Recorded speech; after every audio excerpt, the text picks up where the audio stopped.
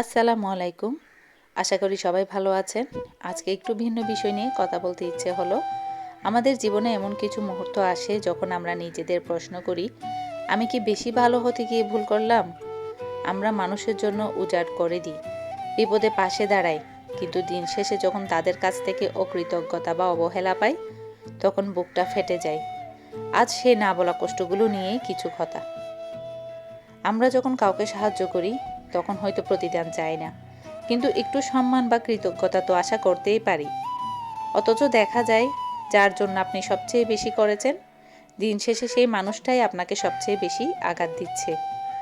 মনে রাখবেন, নদীর জল তৃষ্ণা মেটাই ঠিকই, কিন্তু তৃষ্ণা মিটে গেলে মানুষ সেই নদীর দিকে আর ফিরেও তাকায় না। মানুষের স্বভাবটাও অনেকটা সেরকম। কারো উপকার করে কষ্ট পাওয়া মানে এই নয় যে আপনি ভুল করেছেন, বরং এর মানে হলো আপনি একজন বড় মনের মানুষ ছিলেন, আর সে ছিল নিচু মানসিকতার। কেউ আপনার ভালো ব্যবহার বা উপকারের মর্যাদা দিতে না পারলে সেটা তার ব্যর্থতা, আপনার নয়। আপনি আপনার বাগান থেকে ফুল বিলিয়েছেন, এখন যদি সেই ফুলের সুবাস না নিয়ে কাঁটা দিয়ে আপনাকে আঘাত করে, তবে দোষটা তার রুচির, আপনার ভালোবাসার নয়।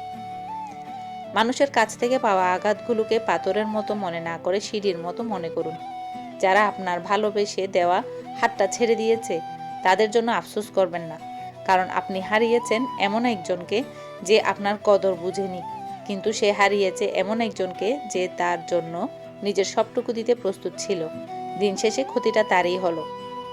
সবসময় মনে রাখবেন, মানুষ ভুলে গেলেও উপরওয়ালা কিন্তু ভুলেন না। আপনি যদি নিঃস্বার্থভাবে কারোর জন্য কিছু করে থাকেন, তবে তার ফল আপনি ঠিকই পাবেন। হয়তো সেই মানুষের কাছ থেকে নয়, অন্য কোনোভাবে, অন্য কারো মাধ্যমে। মানুষের কৃতজ্ঞতার আশায় ভালো কাজ করা বন্ধ করবেন না, বরং নিজের মানসিক শান্তির জন্য ভালো কাজ করে যান। মানুষের উপকারে আসা কোনো ভুল নয়, তবে ভুল মানুষের উপকার করাটা জীবনের একটা বড় শিক্ষা হয়ে দাঁড়ায়। এই শিক্ষাগুলোই আমাদের ভবিষ্যতে আরও শক্ত হতে শেখায়। কাউকে সাহায্য করার পর যদি সে আপনাকে ভুলে যায়, তবে বুঝবেন তার প্রয়োজনে আপনি ছিলেন উপযোগী, কিন্তু তার হৃদয়ে আপনার কোনো স্থান ছিল না। মানুষ আপনাকে কষ্ট দিয়ে ভাবছে সে জিতে গেছে, কিন্তু আসলে সে আপনার ভেতরের সেই মানুষটাকে জাগিয়ে তুলেছে, যে এখন একাই চলতে জানে। আপনার নীরবতাই হোক আপনার শ্রেষ্ঠ প্রতিবাদ। যাকে যতটুকু গুরুত্ব দিলে আপনার নিজের সম্মান বজায় থাকে, তাকে ঠিক ততটুকুই দিন। অতিরিক্ত গুরুত্ব অনেক সময় মানুষকে অহংকারী করে তোলে, আর আপনাকে করে তোলে সস্তা। দুনিয়ার নিয়ম বড়ই অদ্ভুত। যাকে আপনি আগলে রাখবেন, সেই আপনাকে ভেঙে দিয়ে যাবে, আর যাকে আপনি পাত্তাই দেবেন না, সেই আপনার জন্য মায়ায় পড়ে যাবে। নিজের ভালো কাজগুলো চালিয়ে যান, কারণ আপনি কারোর জন্য যা করছেন তা আপনার চরিত্রের পরিচয় দেয়, আর সে প্রতিদানে যা করছে তা তার বংশের বা তার মানসিকতার পরিচয় দেয়। জীবনটা একটা ক্লাসরুমের মতো। এখানে কষ্ট হলো সবচেয়ে বড় শিক্ষক। যে মানুষটা আজ আপনাকে কাঁদালো, সে আসলে আপনাকে শিখিয়ে দিয়ে গেল যে নিজের কান্না মোছার জন্য নিজের দুটো হাতই যথেষ্ট। অন্যের জন্য নিজেকে বিলিয়ে দেওয়ার আগে কিছুটা নিজের জন্যও জমিয়ে রাখুন, কারণ দিন শেষে আয়নার সামনে দাঁড়িয়ে আপনাকে নিজের মুখোমুখি হতে হবে, সেই স্বার্থপর মানুষটার নয়।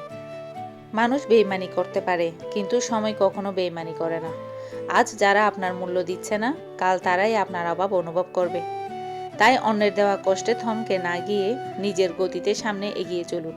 মনে রাখবেন, অন্ধকারের পরেই ভোরের আলো দেখা যায়। মাঝে মাঝে আমাদের নীরব হয়ে যাওয়া উচিত, কারণ যেখানে আমাদের কথার মূল্য নেই, সেখানে আমাদের আবেগগুলোও খুব সস্তা হয়ে যায়। যাকে নিজের চেয়েও বেশি গুরুত্ব দিবেন, দিন শেষে সেই আপনাকে বুঝিয়ে দেবে যে আপনি তার কেউ নন। উপকার করার পর যখন কেউ আপনাকে আঘাত করে, তখন বুঝবেন আপনি তাকে এমন কিছু দিয়েছিলেন যা তার সহ্য করার ক্ষমতা ছিল না।